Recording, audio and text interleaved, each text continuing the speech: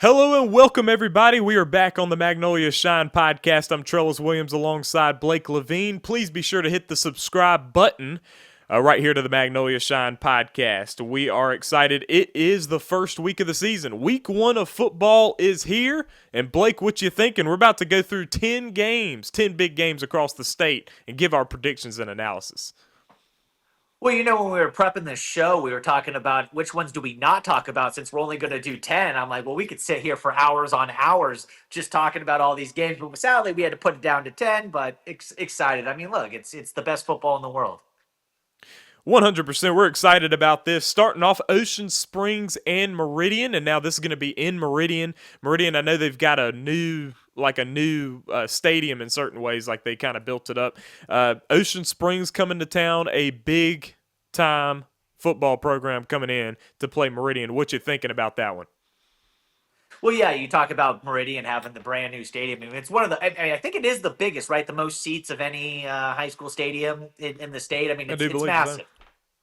I think they're going to be really excited. I think Meridian's going to be a little bit better than people think. However, I do think Ocean Springs is going to win this game. The only way Meridian wins this game is the physicality level, but I think Ocean Springs just has too much firepower on offense for them. I think this is a game where Ocean Springs probably scores in the 30s, maybe like 34. Meridian 21, 24, and it's about a 10-point game. Yes, I got Ocean Springs as well. Ocean Springs coming off a very good season, and I think Meridian is on the come up, but I think Ocean Springs has it, even though they're going to be on the road, and Meridian's going to be breaking in that new stadium.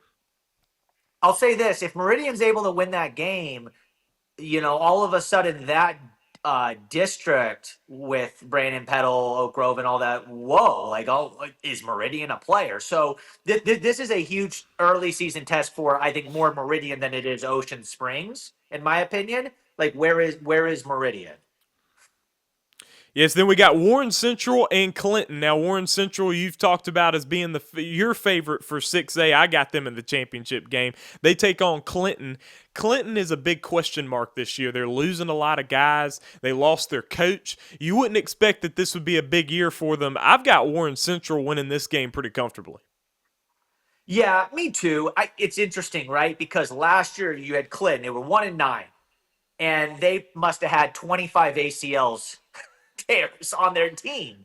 And that's really where that season just went awry for them. I mean, it was injury after injury, and it was a disaster from the jump, and it just never got better.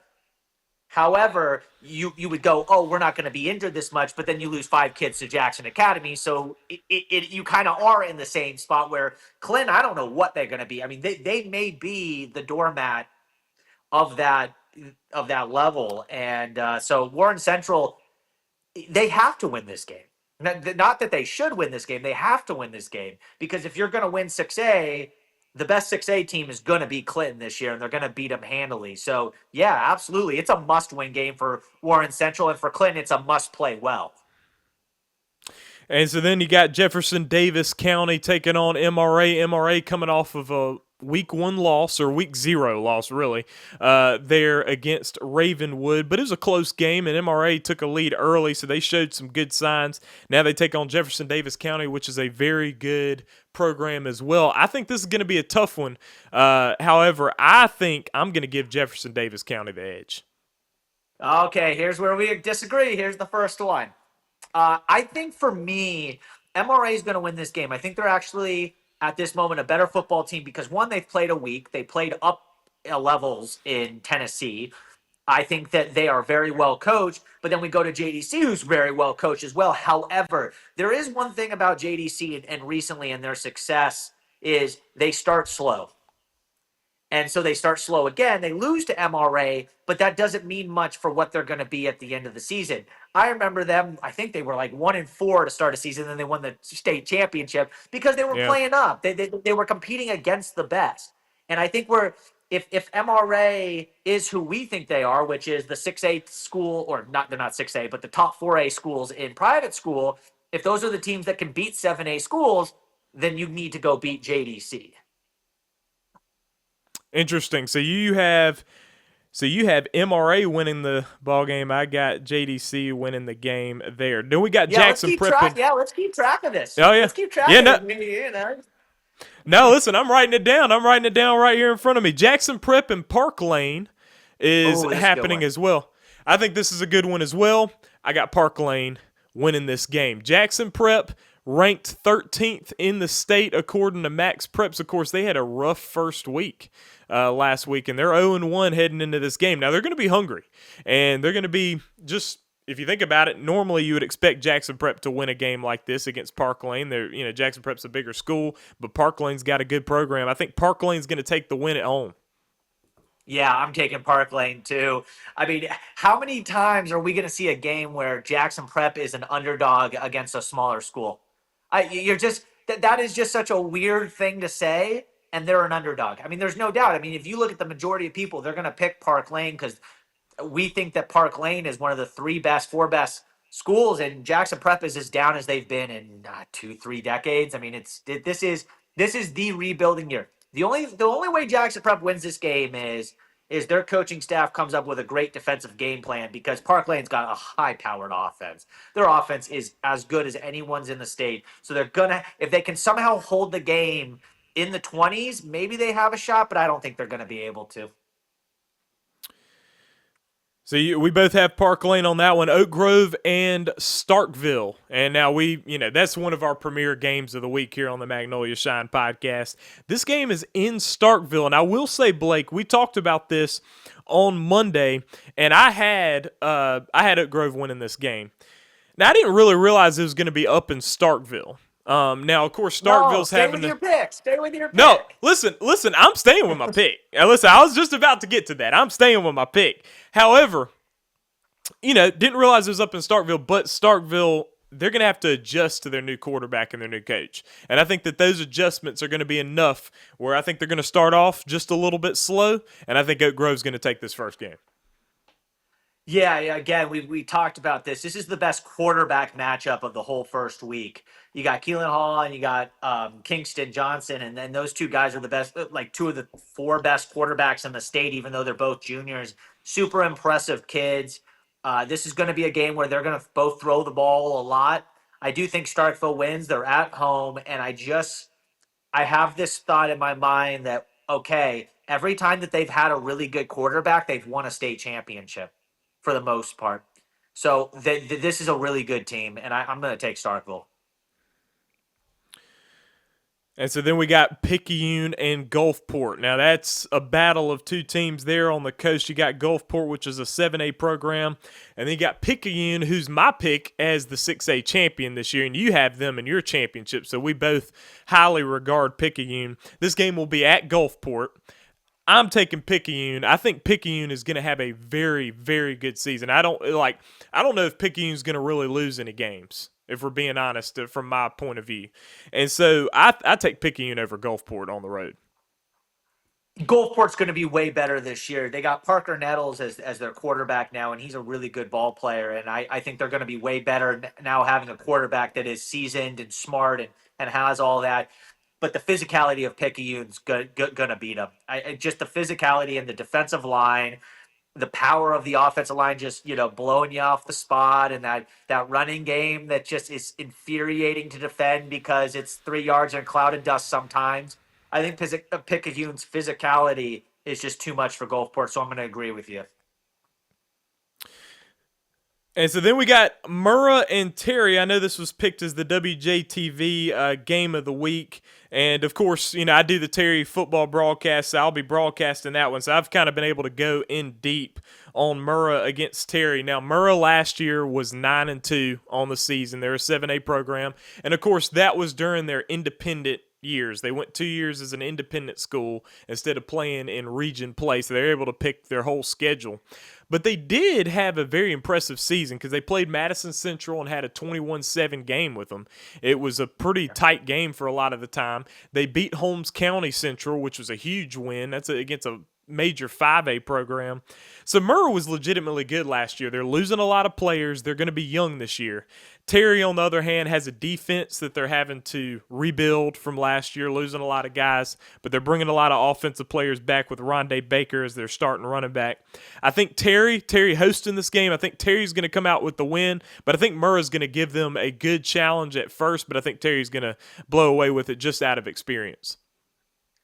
Yeah, I'm actually going to take Murrah, so we're going to disagree here. I've Okay. really been impressed with how Murrah has come around as a program under Coach Gibson, and I think for them, they're inspired. When you come off a 9-2 season, no matter who you played, when you played them, if you were independent or in the league, everyone seems more excited for the football season. The players seem more invested, and That is maybe true. those two independent years of just feeling wins, just feeling like okay, we have wins under our belt and that brings a basketball kid maybe out that wasn't going to play. That brings a kid that was going to do something. It's like, oh, I want to be a part of this. I want to be a part of winning. I think Murrah should be really solid this year. I'm going to take Murrah, and that's not a knock at Terry because I think Terry's competitive in 6A. But I'm impressed with what Murrah has done.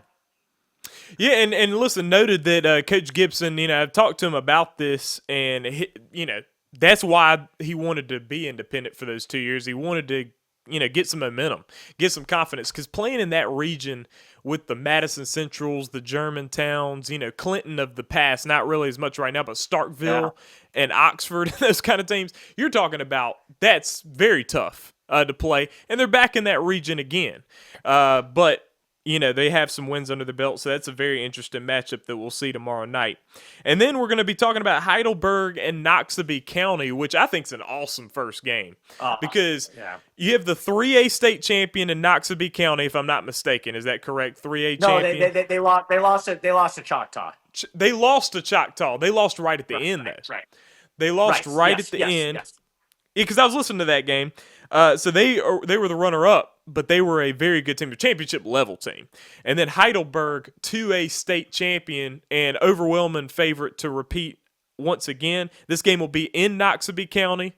Listen, I got Heidelberg winning this. Just given the fact that I think Heidelberg's a very good team. Noxubee County's losing their quarterback from last year, who's at Mississippi State now, and so Yeah. I'm taking Heidelberg to win this game. I'm interested to see what you're going to say. Yeah, yeah. I'm actually taking Heidelberg too. And the reason I'm doing that is I think Heidelberg is good enough to win 1, 2, and 3A. Like if they were in any of those levels, I think Wow, they yeah. they would win the state championship no matter school size. I think in 4A they'd probably be the third best team, arguably fourth best team. With the Columbias, the Louisvilles, and Poplarville, I think they'd be right there. That's an exceptional team. That Heidelberg's well coached. They got a really good quarterback. They're physical. They do everything you love. I mean, that's one of my favorite teams this year. Like that's a must watch if you're just a high school football fan and you can find a way to go watch a Heidelberg game, TV, live stream, go to the game, whatever it is, that's a must-watch team this year if you're a football fan. Yes, I'm excited about seeing how that game goes. Heidelberg and Noxubee County tomorrow night. And then we have Columbia and Hartfield Academy. You just mentioned Columbia as a big 4A program. And I think it's cool that now you're going to have one of those private school, public school matchups with a very good public school. And this is what you talked about on Monday. Just how cool it is to see these big competitive games that you wouldn't see unless they meet up and make the game happen. But this one will be hosted by Hartfield, taking on Columbia. And listen, I'm taking Columbia. I know Hartfield's good, and I know they're supposed to come back good again. They got Braylon Womack as 5-star. They got one of the only two 5-star players in the state of Mississippi. But I think Columbia is going to win. I think they're going to beat Hartfield on the road. Yeah, I actually agree with you as well. I think Columbia, or Hartfield, this is going to be a gut punch for them. This is going to be a moment, even before the Tupelo game, where Coach Bowman gets to look at them and go, guys, we've won it back to back years. We need to get to work because they do not have the depth of top tier talent that they've had the last two. I mean, you think about losing guys like their linebacker, the Kenzie West. I mean, yeah, Braylon Womack, 5 stars his senior year, but they don't have that depth of top players that they've had. So I think Columbia is going to beat them. However, I think if this game was played maybe later in the year, it may be a little bit different. But Columbia with builder back to build, right? I mean, that funny. I mean, they got to make some T-shirts like that. Oh, yeah. But I'm taking Columbia. And then our final game, obviously to predict, and we went into this game on Monday, and this is the biggest game in the state, and as you mentioned on Monday, possibly the biggest game in the South. You're talking about the number 1 and number 2 teams preseason ranked in all the polls that you see. Tupelo and Brandon at Bulldog Stadium tomorrow night at 7 p.m. That's the big game right there. And I told you this on Monday that I have Brandon winning the 7A state championship, and we disagree on that. I know you have Tupelo. However, I have Tupelo winning this game. I think Tupelo's going to win this game tomorrow night. I think they're going to edge Brandon out right at the end, and I think Brandon's going to be able to take that, and I think Brandon's going to get him in the rematch for the 7A state championship. But just starting off talking about tomorrow, I've got Tupelo winning this game, but I got him edging out Brandon at Bulldog Stadium. How can you believe in Brandon and you're not even going to pick him week 1? Well, because no, this is the How can you be a Brandon okay. guy? Yeah, all right. You can't be a Brandon guy and not pick him week 1. Oh no, That's like saying that's like being a Chiefs fan and not picking the Chiefs week 1. Like what do you mean? They're going to win the Super Bowl, but you're not going to pick them week in and week out? that's actually a great example. I would not pick the Chiefs every week during an NFL season because they're probably going to lose 6 games, yet they'll win the Super Bowl anyway. So that's what I'm saying. No. Here's the thing. The Chiefs were 14-1 with Patrick Mahomes starting last year. What do you mean? You gotta pick your team. You say you said Brandon the same way you said with Picayune. You said with Picayune. You said they're the best team in 6A. That's why they're gonna win week in and week out. Come on, step up and take your team. Well, here's the thing. I feel differently about Picayune. I think Picayune will win every single game. However, Brandon, I think they're going to lose to Tupelo one time, but I think they'll beat them the second time when it counts in the championship So ball does game. Brandon lose another game all year? Well, I don't know. We'll have to see about that. Listen. What I have is I have them winning the championship. You're picking them for the championship. That's right. Well, this thing about 7A is that 7A is so tough. I mean, you play week after week. They're going to find themselves playing the Oak Groves. They're going to find themselves playing, Petal, which I think Petal's going to be a very tough team as well. But I do think they'll make a good playoff run. I think that they're going to play very well in the playoffs, and I think they're going to finish it off with a championship. That's what I have Brandon doing. This regular season stuff, we'll have to see. But I've got Tupelo winning the first game of the season, carrying on the momentum from last year. Well, I'm taking Tupelo, but for a different reason, because I think they're the best team in the state.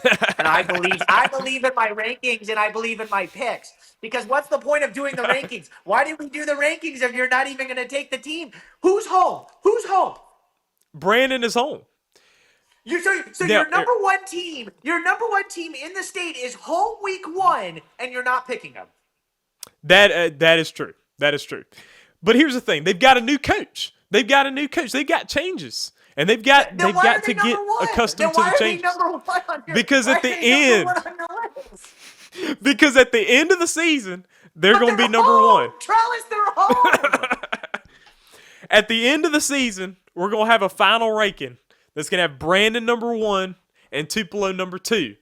They don't care about the first week. That's not how the rankings work week 1. It's not how it works week 1. Rank 1. Okay, so you had your top 5. Who's the best right then? Well, no. I picked my top 5 as who I think is going to win the championship, and I have Brandon winning the championship. I think Tupelo will win tomorrow. Oh my goodness! All right, whatever. I'm taking Tupelo too, but I don't even. I hate all of this. Well, okay, all right, folks. Listen, this is why you tune in to the Magnolia Shine podcast, because we have spirited debate here. So please be sure to hit that subscribe button to the Magnolia Shine podcast. Now, let's see if me and Blake are gonna disagree a little bit more, because we got our 5A top 5 teams in the state with 5A. And again, I'll remind all of you that when I pick this list, I'm thinking about who's going to win the championship, okay? I'm just saying, all right? So let's start off with number 5. Who you have, Blake, in 5A, number 5? A team that had a horrible year last year, but I think they're super talented and really good, and that's Laurel. I think they got a young quarterback that's really good in Bryson Bivens. They usually have some really good offensive linemen because Laurel's known for their offensive line. I like Ryan Ernest, the head coach, so I'm going to take Laurel at 5. I think this is a rebound year. I don't think they have enough to compete to get to a state championship. However, they're not going to be as bad as they were last year. They're going to be a lot better. Well, I agree with you. I got Laurel number 5 as well. They play a tough non-region schedule, and I think that helps them out. They're going to play West Jones tomorrow night, and I think that'll be a real tough start. I mean, West Jones is the big dog They're down probably there. gonna lose their first week. They're probably gonna lose their first week. Yeah, but the thing is that prepares you for region play. So I have Laurel at number 5. Yeah, I agree. Who you have And at number 4? number 4, Holmes County. Super talented, like always. I mean, look, if you ever look at the recruiting rankings, they got everything on the book. There always seems to be something missing though, when they get into the playoffs, and then it just doesn't get there. I don't think they have enough to win the state championship, but I do think that they have enough to win a lot of football games this year, and I think they will win a lot of football games. Oh, I have Cleveland Central at number 4, and I know that you probably have them a decent bit higher. And they had a very good season last year. They went 12-1 and lost in the state championship game. So, Cleveland Central's a very good football team, and I think they'll be very good again this year. I have them at number 4 though, because I got 3 teams that I have higher. At number 3, I got Cleveland Central. You got it. They were a play or two away from going to the state championship and possibly winning it all. I mean, and they return a lot of their roster. The fact I only have them 3 might actually be disrespectful to Cleveland Central with the way that they return all that they have. But there's a reason that 1 and 2 are where they are, and it's one of those things. I'm just not going to pick against the team that's number 1, and I think we both have the same team at number 1, and we're just not going to pick against them until we see something different. But Cleveland Central has a chance to win it all. They 100% do. And number 3, I have Brookhaven. I have Brookhaven at number 3. And listen, I was able to get a closer look at them in a preseason matchup with Terry, and they look good. They look like they have all the facets of the game handled. And they competed well with a 6A football program in that game, and they look good. And in certain ways, they even look better in certain ways. And so I think that they're well stocked. They had a very good season last year, going on 11-2, and I think they're going to be able to continue it this year. I have them at number 3. That's funny because I got them at number 2. I think that offensively, defensively, just absolutely balanced football team. And I think the funny thing is the reason I have my number 1 team, which I think we both have West Point number 1. Can we just say that now? Yes, I have West Point number 1. Yes, And then who do you have? Who do you have number 2? I got Holmes County Central. Holmes County. So we have the same 5, just in a slightly different order. West Point is number 1 because they kind of have to be, right? It would be Yeah. silly for Oh yeah. somebody not to have them number 1.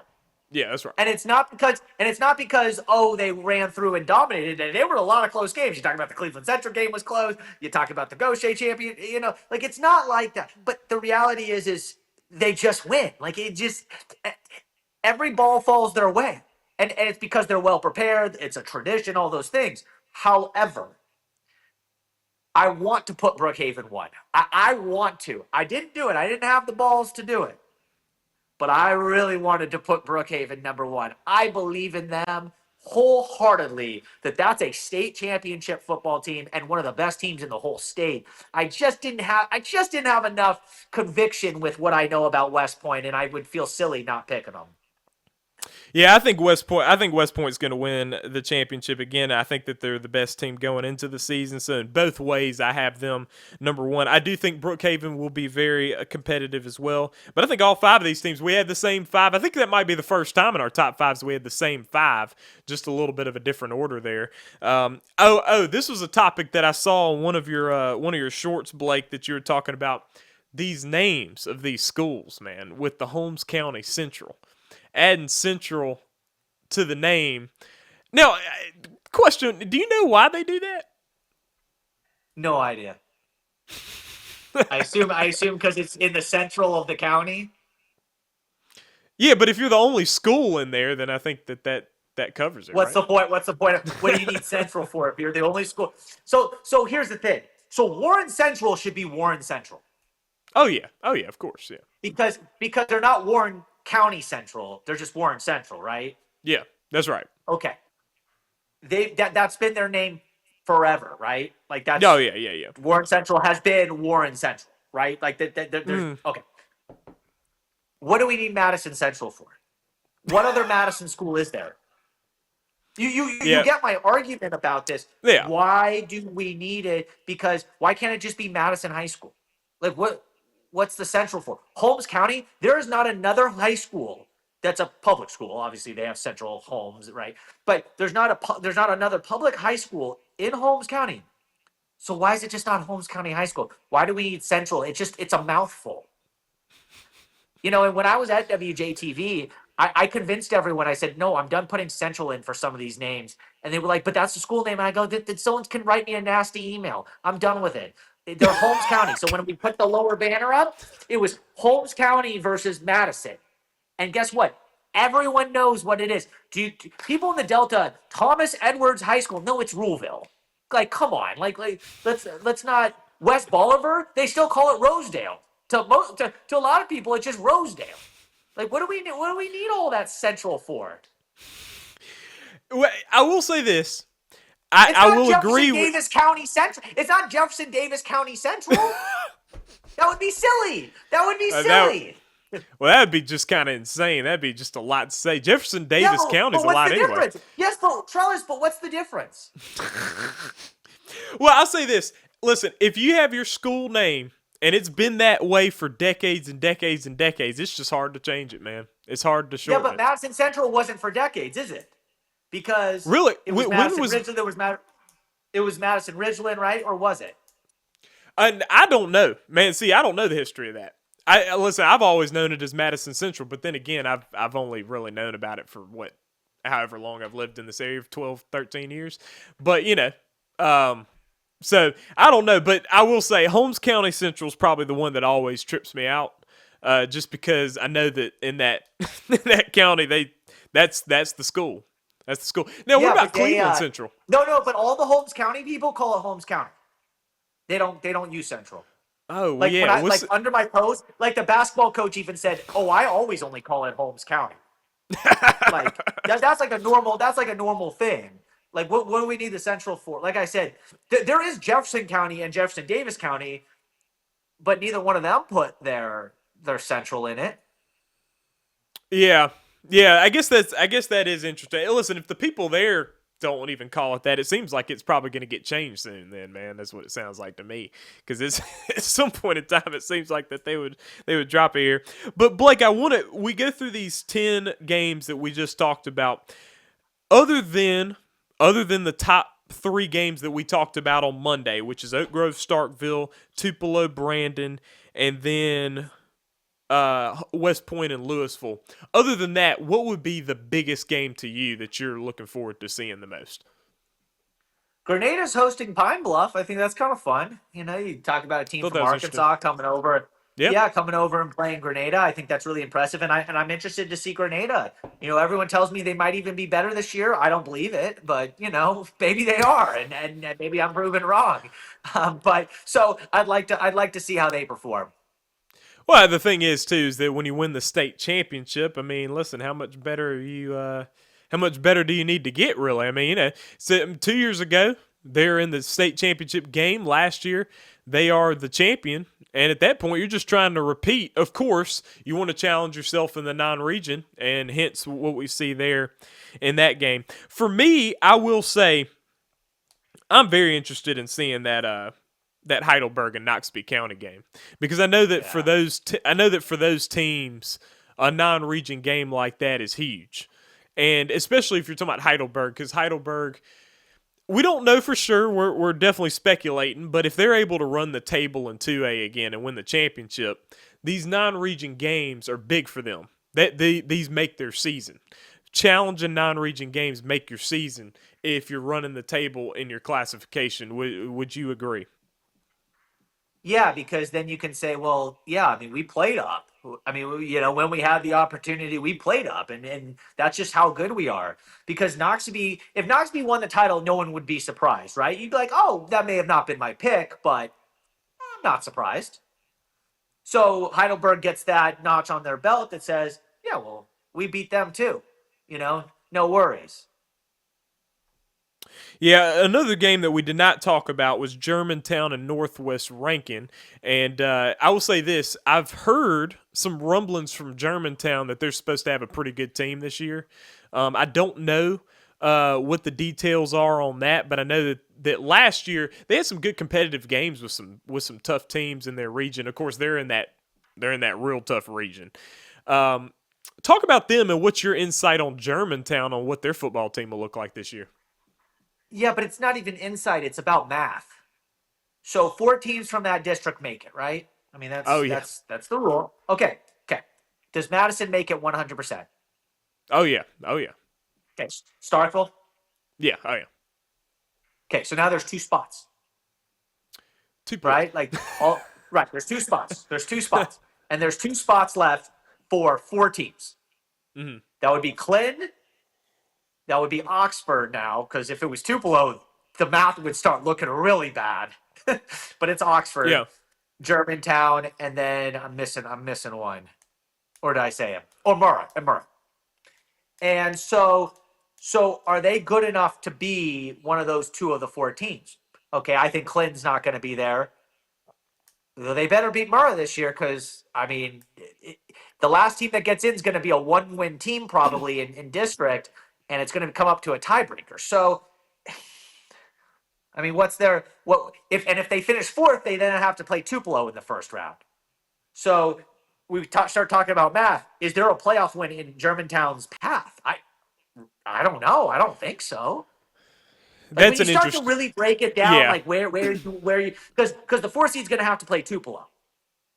yeah, So okay, they win 2 district games or 1 district game, they get into that 4 spot. Ooh, we made the playoffs, and then we lose by 30 to Tupelo. Is that a good season or not? yeah, yeah. I see.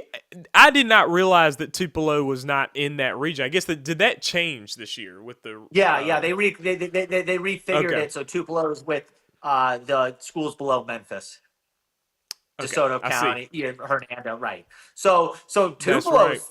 I mean, they're going to be the 1 seed in theirs. I mean, they're going to go undefeated in their district, and then they're going to play the 4 Yeah, seed out of the other yeah, I one. would agree.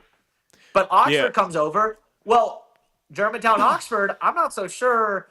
I think Oxford's better. So all of a sudden, again, 3 teams yeah. for 1 spot. Clinton, Murrah, Germantown. Okay, Germantown slips in, but they don't have a. But they're still going home without a playoff win.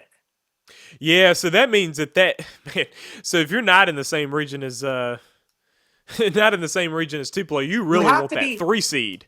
You really You want need that that. 3 seed. You need that 3 seed. Correct. Right. Yeah. Okay, so yeah, and that is tough there. So they would have Starkville, they'd have Madison Central, and so really it would be about them and Oxford. But then they'd have to make sure they beat Murrah because we were just talking about that with Murrah, and Murrah's a And what team if that can Clinton is surprise good? you. What if Clinton's good? What if Yeah. Clinton's good? They lose 5 kids, but they still got a pretty big school over there. Oh yeah, and Clinton has a they do have a history of having good competitive teams. And listen, Yeah. Clinton will pull off crazy upsets. If you think about Brandon's team last year, 65-62, and then you Right. didn't really hear from Clinton again really, but except for they were competitive. But I think they gave Tupelo a decent, or I don't, I might be wrong on that. If they gave Tupelo a decent game last year, but like Clinton beat Brandon, and so you never know. You never know. And so that makes that region very interesting when good teams have to battle for playoff spots. Yeah, and like I said, that Oxford Germantown game, that's a game of the week because of the implication of loser probably has no playoff wins, and then the team that's 3 has to play obviously the 2 seed, but they'll probably be favored. So it's that's a big game. The Oxford Germantown, the Oxford Murrah, the Germantown Murrah, right? If Starkville and Madison are who we think they are, obviously. Yes, and folks, look, the Magnolia Shine podcast right here. We got in-depth analysis of Mississippi high school football. Let us know what you think about our coverage. We're about to actually hit real deal games all across the state. We've got football coming up tomorrow night. And listen, tonight, actually, there will be some games, but tomorrow night's really when we really get cranked up. And so please subscribe, like it, share it with anybody who's interested in high school football coverage. Blake, we're about to head straight into football. Yep, absolutely. All right, folks, and we're going to wrap it up right here. Blake Levine alongside myself, Charles Williams. We out.